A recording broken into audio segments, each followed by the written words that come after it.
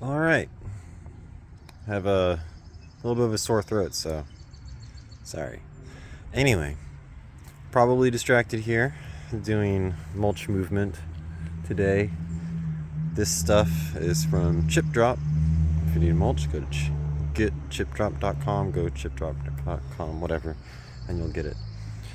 So this is going over here, which I will walk over into the new beds that I dug early last year. And you can see my little trench that sends rainwater this direction. This is why I put this trench over here. Okay. So the trenches have these dumb little sticks coming out of them, which are my trimmings. So this one has new mulch down the middle of it to make it easier to walk on. The trimmings are sticking up. Some of them have growth. We'll see if they actually go anywhere. Smarter friends than I have said that they will do absolutely nothing. And that's the geese.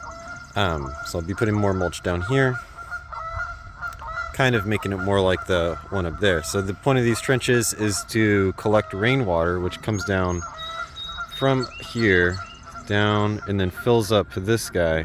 And on a good rain, this trench and then this trench will be full, or mostly full, and then this one and then this one will have a good amount of water in them.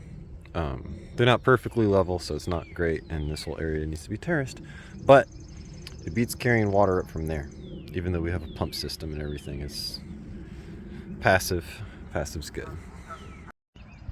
Okay, mulch moved and different angle here. Yep, it's what you see here is a rehabilitation of various mistakes in permaculture.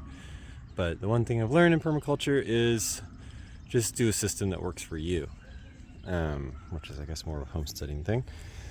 And I'll do a really quick overview of the garden as well. So what we have here are 3 rows, kind of designed around what I mentioned earlier about the whole catching rainwater, making it work for you. So again, it comes down up there, and then this is basically a DIY pipe. It's just a big piece of metal we had laying around the property. It goes under there, so it's a tunnel, so the water can go from there under under here. And every cage you see is around a tomato, except for one pepper. I guess it's around a pepper, but we got asparagus and all sorts of other things going in here, and then beans and stuff planted at the base of these arches. Cool. Strawberries. There's like 46 strawberries in here. Trying to do more things that just grow themselves and spread themselves rather than requiring me because I've got 2 kids and no time. All right, we'll go to another section. Okay, over there, we're on the other side of the yard, is the downhill garden, backyard garden, whatever you want to call it, by the lake. And then this is a kiwi we just planted. And then I should show you this. So this is a channel that goes between these 2 houses. And we have another kiwi right there. So this is where the water flows down. So I would like to capture it on this end as it goes down the hill and have it go into a future expansion of the garden with more trenches and stuff. Or who knows, might even rent some excavator to do that. But here we have a blackberry bush or hedge or whatever you want to call it. Just goes through here. And we cleaned it out last year because it was just too gnarly to really even get at the blackberries. And then here is another one of my little swales / trenches, trying to capture as much as I can from that downspout. And kind of on the edge of the property because we need to maintain a path to drive a vehicle here, because down that hill is access to the dam, and it's always a good idea to have the ability to get some heavy equipment to the dam quickly if bad stuff happened. And then there's Fig. It did not like the 9-degree 3-day winter that we had. Blueberries some blackberries or raspberries. I think these are raspberries. And then the fig is sprouting at the base, and then just now coming out. And like, this is the end of April in Georgia. Yeah, it was cold. A couple things that I just randomly buried a while ago. I'm not really sure what kind of squash they are, but we will find out. And by the way, how I make garden beds are I mow, dig my trenches, and then lay trenches for water management, because you always do water management. And then I lay down cardboard, and then I put a bunch of mulch on top, and you can basically work in it that same day. Okay, and then here is the front barrier / privacy barrier / garden. We're trying to turn this into a food forest. You see the deer fence around it. This is soldier mint, just going nuts, and some other mints, some other little things going crazy. There's a series of paths in here. This is one of the first things I did when I moved in, is I just planted a bunch of trees that I started from seed, and didn't really have much of a plan. So this is all kind of built around that. So you get what you pay, you get what you put into it. Anyway, so you can kind of see it right there. Persimmon, one of a multi-variety of, this is a pear we just got. I painted it in bone sauce from some cool permaculture people online. This is a peach. There's another big peach, another peach. Pear, blueberry. And if you're wondering what all these things are, we got a Costco deal on bulbs, and we just went ham in here. Oh yeah, and then our elephant garlic I got from a friend, all the way back there. I think this is the apple. Yeah, that's the apple multi-variety from Raintree. No, not Raintree.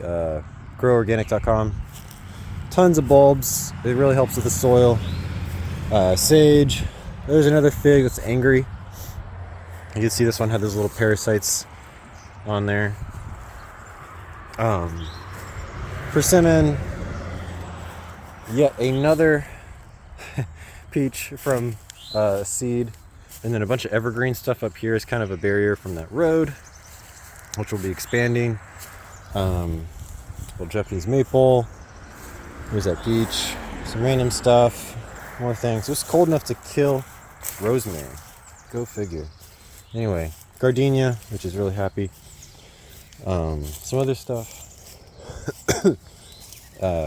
Camellia. Another camellia. Someone running.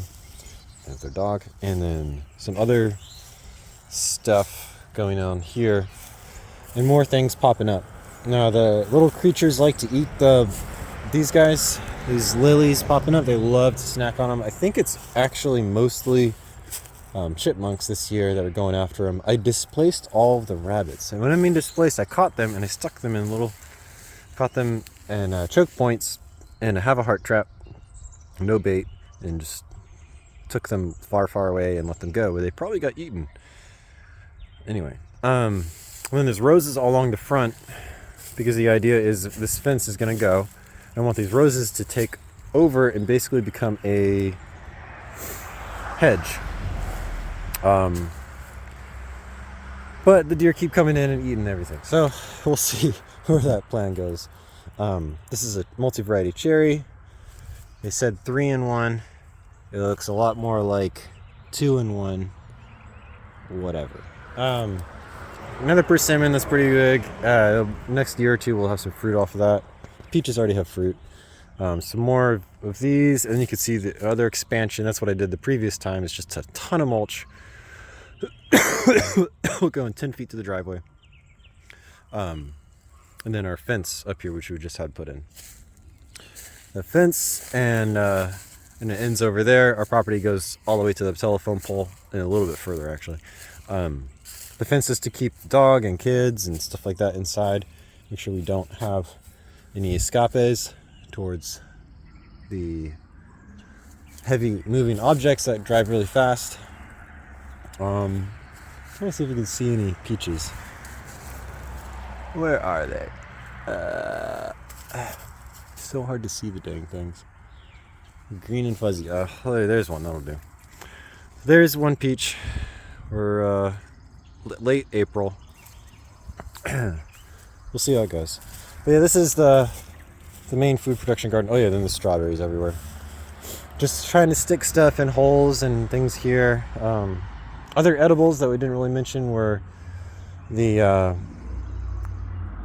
guys, daylilies. You can eat the tubers. There's some random potatoes coming up again that I didn't quite collect them all. Gotta catch them all. You can also eat the blossoms off of daylilies. Mint, obvious, but you don't really get many calories from that. You can also eat the tubers off of dahlias, apparently, which I will have to try. And we got a lot of dahlias in here. Yeah, we'll be taking down this fence and turning it into little rings for individual plants because the deer just don't care and they just jump and eat. So kind of like that around the I'll go up here so you can see it. Around that rose has a ring. That seems to be the only thing that really keeps the deer away off of them. Tried bone sauce on there, but they don't care with that because it's all green growth. But yeah, I got every 3 feet there's a rose across the front. I'm gonna go over here so you can see this, and you can see kind of explain some future plans. There's another fig. Moved it this winter because it was getting not enough sun. There's a service berry I've got high hopes for, and some other evergreens that just kind of popped up. Some fancy vine I got from Rain Tree. But here you can see the fence goes all the way back, and it's parallel to the road for the most part. What I want to do is when we trench in the back, terrace in the back, we are going to put all the extra dirt. I want to put all the extra dirt here. So we have this nice berm between us and the road that would help deflect sound and, God forbid, any runaway cars. Just make it a whole lot less palatable and make our yard more invisible. Because right now, you can still see through this area. I mean, obviously the winter, this area is kind of blocked off, and I like privacy, so this area is getting more full. In another month or so, you won't be able to see through it at all. So that leaves this area, which I need to fill in, at least to fill in the mulch. Once that's filled in, then you could stand at our front door and it'd be hard for someone driving by to see you because they would have maybe 10 feet, like this little gap is all they would have time to look and see you, which is great. I love it. Oh yeah, there's the mulch pile. 20 yards, free from chip drop. Okay, I've done enough talking. I should probably go. All right, check you later.